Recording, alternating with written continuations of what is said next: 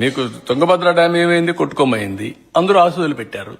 నేను అన్నా రామానాయుడు గారికి ఫోన్ చేసి మెసేజ్ పెట్టా, రామానాయుడు నువ్వు మంత్రి వెళ్ళండి, మీరంతా ఆఫీస్ వెళ్ళండి, వెళ్ళిపోయి ఫైట్ చేయండి, అవసరమైతే కన్నానాయుడు తీసుకుపోమన్నాం.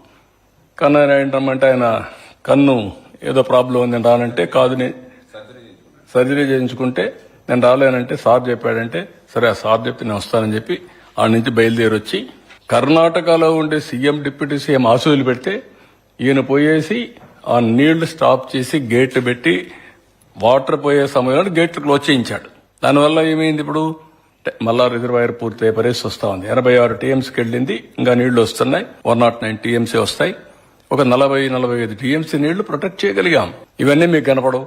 మీకు ఎక్కడైనా ఎవడో ఒక చిన్న ఇది చేసి అదే కనపడతా ఉంటుంది మీకు.